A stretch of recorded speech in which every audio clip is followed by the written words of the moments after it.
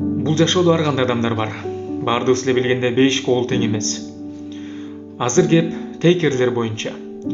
Бул аңыз сөздөн алынганда тейк алуу. Демек бул адамдар бир гана алганды билет.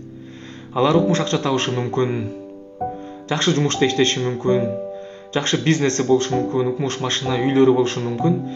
Бирок төлөй турган кезге келгенде бул адамдар төлөгөндү билишпейт.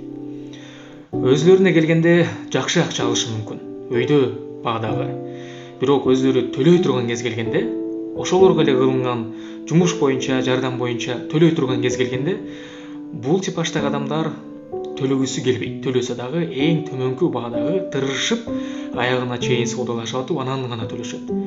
Эми ар кимдин бул жашоого көз карашы ар кандай.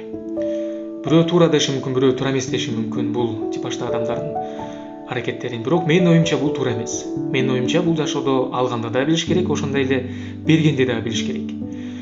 Бир гана тейкер боло бербестен, менин оюмча гивер дагы болуш керек бул жашоодо.